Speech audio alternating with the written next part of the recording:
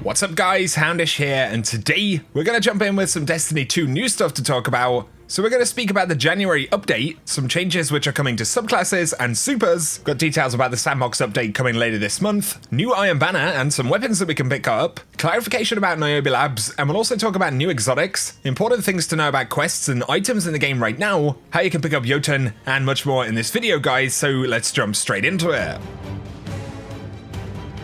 So initially, jumping into the news, of course yesterday we had some pretty big news from Bungie about their plans with Activision, and you've probably heard at this point that Bungie and Activision are actually parting ways, and Bungie will take full control of the Destiny franchise moving forward. So obviously pretty big news in the community right now, but just for clarification, Deej did say, our plans for Destiny are unchanged, and all of these game updates are still on the calendar. So the current calendar of content for Destiny 2 will remain as it is, and of course we can expect future updates from Bungie. However, on the subject of current content in the game, Bungie have dropped their This Week at Bungie for the first time in 2019, and we've got some stuff to break down. So they firstly talk about Niobe Labs, and they say, this is still waiting to be solved. Some of the clues in the Niobe Labs puzzle are not as clear as we intended. Our designers are looking into this, and we'll have a clarifying update at 6 PM PST.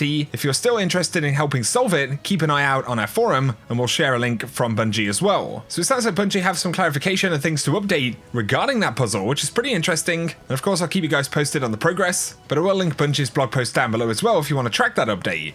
Now though, in terms of game updates, we will get a game update for Destiny 2 later on this month. And one of the elements inside of this update will of course be the Sandbox. So this will be update 2.1.4, and this update is currently slated for January 29th, which is also when we'll get the Last Word quest. There are going to be a few different things inside of this update, but today Bungie break down some subclass changes that we'll be seeing as well. And some of these are actually pretty tasty. So we'll start out with the Hunter. For the Gunslinger, on Golden Gun, 6 shooter kills will now return a bullet. And on top of this, Practice Makes Perfect super regen has been increased, so that's actually a pretty good buff. Let me know your thoughts about that one. But for Blade Barrage, the damage is now heavily weighted on the delayed explosion instead of knife impact. On top of this, it now deals self-damage if the knives are too close, so you can actually potentially kill yourself with this super. And they also fixed a bug where knives would track allies. For the Night Stalker's Mobius Quiver though, the entire damage bonus is applied on the first hit instead of stacking and multiplying. On top of this, increased tether radius and lifetime, and they've made it easier to fire successive tethers. So with Mobius Quiver, that tether should be pretty instant. But on Spectral Blades, the damage resistance in stealth has been decreased, and duration of super while invisible has been slightly decreased as well. So that's actually a pretty interesting change.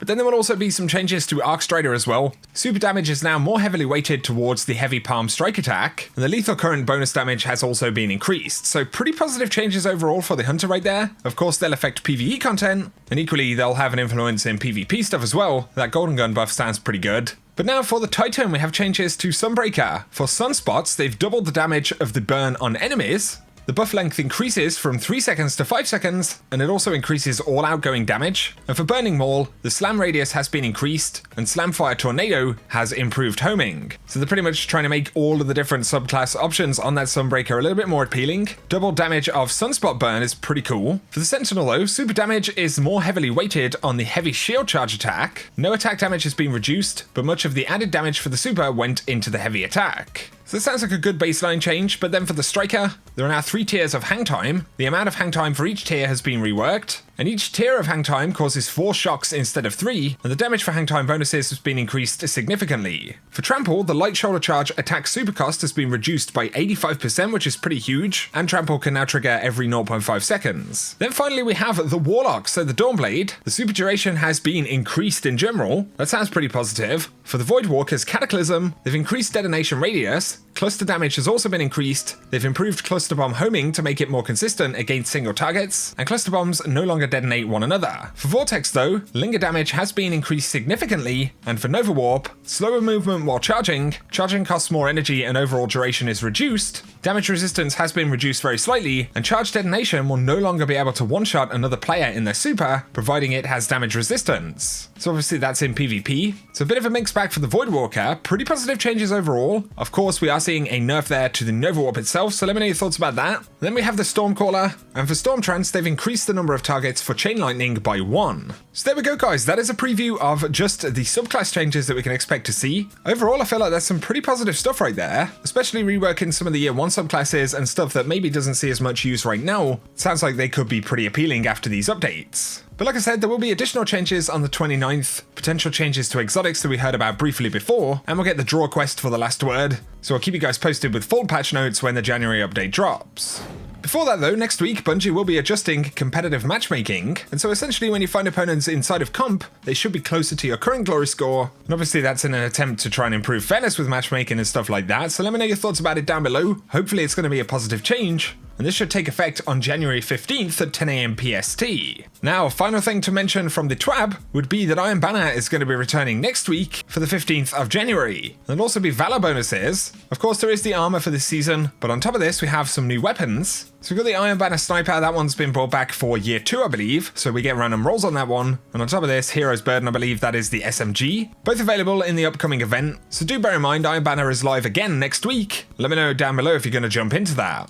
Now though, let's briefly round up some stuff about exotic weapons this week. Of course, we have firstly obtained the Izanagi's Burden Sniper. I did make a video about this, so I'll link it down below with a full quest guide. There are a couple of challenging bits inside of that quest, but overall it's just a little bit of a grind. And I think the weapon has its moments for sure, but Bungie do say, we are investigating player reports regarding the Black Armory key mold only becoming available on the first character it is received on. And of course, that is the step that is actually going to launch the rest of the Mysterious Box quests, so you will need this. And as Bungie say, it will only be available on the first character that you collected on. Of course, there is a requirement for rare bounties, we'll talk about that in just a moment, and if you're holding on to one of those, then make sure you pick up that quest on the same character. But the rare bounty inside of the Mysterious Box quest itself has been a point of frustration for a lot of players. Obviously, there's quite a bit of RNG in actually obtaining one of those bounties, and on top of this, some of those bounties can be kind of a grind to complete. But on this subject, Cosmo did say, I'm collecting feedback to send to the team about both the requirement for the rare bounty and having to possibly wait until Shattered Throne is available again, and there is a Reddit post where he says, please leave your thoughts below, so we'll link that in the description. But in terms of other exotics that are dropping right now, we also finally have Jotun. And to obtain this weapon, it basically works in the same way as a Limonarch. So Jotun itself drops randomly when completing powerful weapon frames, but this time, as far as we know, you will need to be in the Baguzia Forge. I haven't seen reports of it dropping elsewhere, but that isn't too much of an issue because you can forge any powerful weapon frame in Baguzia, regardless of the forge that it's actually associated with. So basically, if you want this weapon, the best thing to do is to complete powerful frames in Baguzia Forge, and right here I'm using my friend Callum's account who managed to pick it up, and as always I appreciate him sharing this. So Jotun goes in the secondary slot, it comes with Charge Shot, hold to charge up a tracking shot that explodes and burns on impact. When you fire a projectile, it feels a little bit like a grenade launcher, but of course you do have that charge time. The projectile itself behaves like a fusion rifle round normally would, but you are firing one big projectile that travels a little bit slower than a traditional fusion rifle. But of course you do have the tracking, and that makes the weapon pretty trolly. One hit kills are very easy with this weapon. It does have to be a direct hit pretty much, but with the tracking it's very easy to aim and hit a target that's straight in front of you. And it's even very consistent from long distances. Honestly, this feels pretty strong, guys. The tracking does have a pretty gentle curve, so if a target is moving really quickly, then it doesn't work like Truth back in Destiny 1 where it's aggressively homing in on all targets. And once again, you do have that slower projectile speed, so you do have to account for that. However, if folks give you a straight line of sight, then honestly this thing is pretty strong, and I'm curious to see how the community feels about this weapon. In terms of PvE content though, Jotun feels pretty good to use. It puts out some decent damage, and you can kind of get a sense of how it performs just from watching the gameplay really. The burn damage isn't absolutely huge,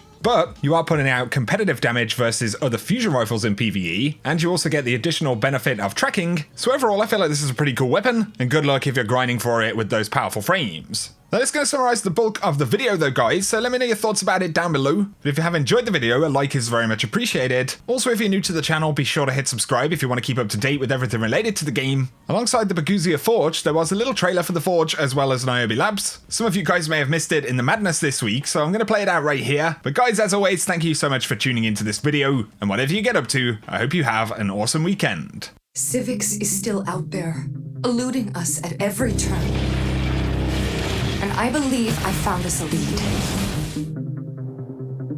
Something about a Project Niobe. That facility holds many secrets.